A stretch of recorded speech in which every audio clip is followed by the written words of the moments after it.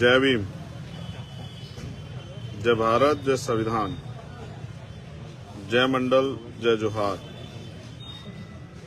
और आज ये अचानक से फेसबुक लाइव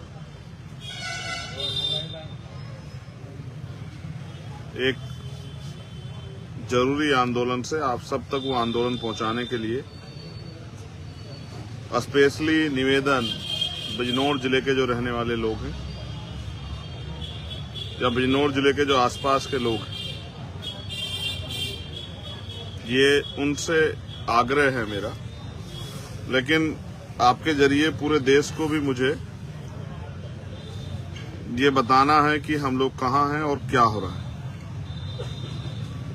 प्रिय साथियों, समय समय पे बहुजन समाज में जन्मे सभी संतों, गुरुओं, महापुरुषों को नमन करता हूं। आज हम लोग हैं नगीना लोकसभा के जिला बिजनौर में, कलेक्ट्रेट यानी कि जिला अधिकारी कार्यालय पर। और क्यों है, उसका कारण है कि अभी मैं 3 दिन पहले एक गांव में सभा कर रहा था। सभा के दौरान एक महिला, एक मां मेरे पास पहुंची और उसने मुझे बताया कि यहाँ गुलदार का आतंक है। गुलदार, आप उसको लेपर्ड भी कह सकते हैं, आप साधारण भाषा में उसको क्या कहते हैं? यहाँ गुलदारी कहते हैं या तेंदुआ? गुलदार बोलते हैं। साधारण भाषा में गांव के लोग समझाने गुलदार बोलते हैं, गुलदार। तो यहाँ पिछले कुछ समय में बिजनौर, अगर आप बिजनौर को ऐतिहासिक देखोगे तो बिजनौर उत्तराखंड यूपी बॉर्डर है। बिजनौर के बाद उत्तराखंड शुरू हो जाता है। एक तरफ जिला हरिद्वार, दूसरी तरफ जिला उधम सिंह नगर।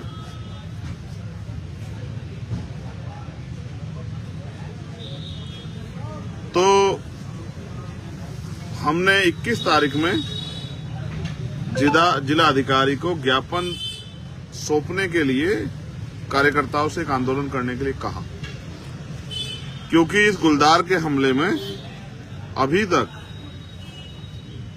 25 से 26 लोगों की जान चली गई। और मेरे इस घोषणा के बाद एक 12-13 साल की बच्ची को परसों गुलदार ने निवाला बनाया। ये सारी जानें क्या तो किसान परिवारों की हैं, या मजदूर परिवारों की हैं, या गरीब जो लोग हैं, जो मेहनतकश लोग हैं, उनके परिवारों की।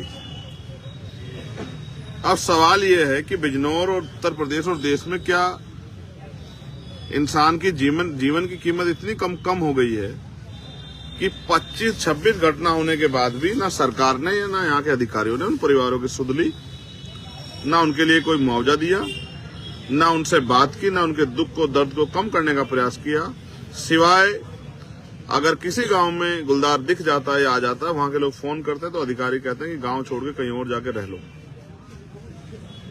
क्या किसी नेता के साथ अगर होता ये, तो क्या पुलिस यही जवाब देती, प्रशासन यही कहता? क्या किसी अधिकारी के परिवार के साथ ऐसा, तो क्या पुलिस और सरकार, प्रशासन यही कहती? या फिर किसी व्यापारी के बेटे के साथ ऐसा होता, बेटी के साथ होता, पत्नी के साथ ऐसा होता, पिता के साथ ऐसा होता, मां के साथ ऐसा होता, तो क्या प्रशासन और पुलिस का यही रवैया रहता? या सरकार की संवेदनशीलता जो मर गई है, सरकार संवेदनहीन हो जाती? ये सवाल यहाँ के जिलाधिकारी, क्योंकि उनके पास जवाब नहीं है और उनको जवाब देना है, हम यहाँ जवाब मांगने के लिए बैठे हैं, तो वो यहाँ से नदारद, क्योंकि 2 दिन बाद मुख्यमंत्री की रैली है, वो उसका बहाना बना के यहाँ से इधर उधर। लेकिन सवाल ये है कि 26 लोगों की जान चली गई और किसी को कोई फर्क नहीं पड़ा। इसलिए आज हम लोग जिला कार्यालय पर बैठे हैं, और जब तक यहाँ के जिलाधिकारी आकर सरकार के लोगों से बात करके हमें आश्वस्त नहीं करेंगे कि उन्होंने गुलदारों का हमला रोकने के लिए, अभी भी खतरा बना हुआ है। कल ये भी नहीं पता किसकी बच्ची, किसका बेटा, किसकी बेटी, किसकी पत्नी, किसी की माँ, किसी के पिता, किसी का बेटा, किसकी हत्या हो जाए, गुलदार किसको उठा ले जाए। कई लोग मेरे पास आए, एक माँ ही जिसके आंसू नहीं सूख रहे थे, जिसका कहना था कि उनके 19 साल के बेटी को गुलदार उठा के ले गया, जिसकी शादी तय हो गई थी। एक किसान परिवार, सिख परिवार से एक साथी है, जिनके जवान बेटे को पानी देने का 23 साल के अकेला बेटा था, उसको गुलदार उठा के ले गया। और ये हत्याएं भी ऐसी सामान्य हत्या नहीं, गुलदार जिस तरह से नोचता है इंसान को, आप उसका आइडिया भी नहीं लगा सकते। तो इसलिए मैं बिजनौर और बिजनौर के आसपास के साथियों से कहूंगा कि जो बहुत नजदीक हो वो अब आ जाएं। बाकी हमारे साथी कल सुबह बिजनौर पहुंचने का काम करें, जिला अधिकारी कार्यालय पर। हम यही डटे हुए हैं, क्योंकि बहुत ज्यादा मीडिया में इस खबर को नहीं रखा जाएगा, बहुत अखबारों में नहीं छपेगी, लेकिन हमारे पास ये एकमात्र साधन है सोशल मीडिया, जिसके जरिए हम आवाज उठा सकते हैं। आप महसूस कीजिए, बहुत सारे ऐसे लोग हैं जिनकी जीविका वो इसी तरह चलती है कि सुबह वो खेत में काम करने जाएं या मजदूरी करने जाएं, मजदूरी करने जाएं, लेकिन आज उन सब पे रोक लग गई है और वो लोग भूख से मर रहे हैं, क्योंकि उनको ये नहीं पता कि वो जाएंगे तो अपने बच्चों के लिए 2 टाइम का भोजन लेने के लिए, भोजन की व्यवस्था करने के लिए, और कहीं ऐसा ना हो किसी गुलदार का भोजन बन जाए। मजदूर खेत पे नहीं जा पा रहा है, महिलाएं घर से बाहर नहीं निकल पा रही, बच्चे स्कूल नहीं जा पा रहे हैं। और ये आजाद भारत है, गुलाम भारत नहीं है कि कोई सुविधाएं नहीं है। जैसा मैंने कहा, अगर ये ताकतवर लोगों के साथ होता तो अभी तक वहां बैरिकेडिंग लग गए होते, तार बाड़ हो गई होती, फोर्स बुला ली गई होती, बड़े बड़े। अब आपको जानकर अचरज होगा कि गुलदारों की संख्या से भी कई गुना कम पिंजरों की व्यवस्था प्रशासन पे है।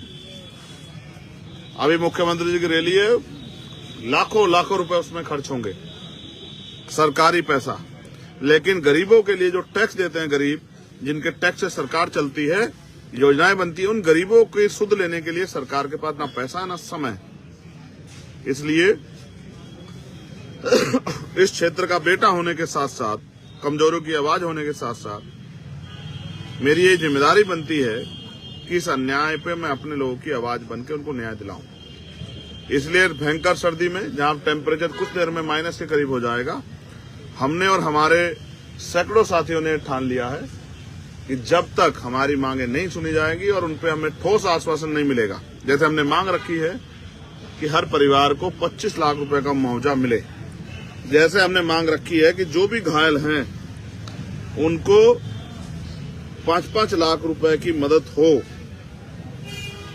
क्योंकि ये सामान्य घटना नहीं है, ये अपने आप से किसी की जान नहीं गई है, ये प्रशासन, सरकार, पुलिस की लापरवाही से ये घटनाएं हुई हैं। इसलिए इसके लिए सरकार भी पूर्ण रूप से दोषी और प्रशासन भी, और इसीलिए यहाँ के जिलाधिकारी आंख नहीं मिला पा रहे हैं, क्योंकि उनको जवाब देना पड़ेगा कि 3 महीने से घटना चल रही है, आपने क्या कार्रवाई करी, उन पे शब्द नहीं होंगे बताने के। इसलिए वो मुंह छिपाए घूम रहे हैं, हमारे सामने नहीं आ रहे हैं। लेकिन वो मुंह छिपाए घूमे या सामने ना आए, इससे फर्क नहीं पड़ता, जनता की आवाज हमें उठानी पड़ेगी। जब तक हम सदन में नहीं है तब तक सड़कों पर उठाएंगे, धूप, आंधी, सर्दी, बारिश का सामना करते उठाएंगे, और जब हम सदन में जाएंगे तो सदन के पटल पे इन बड़ी बड़ी समस्याओं को, जिनको समस्या नहीं माना गया, उठाने का काम करेंगे और जनता की आवाज बनकर उनके जिंदगी में परिवर्तन कराने का काम हम लोग करेंगे।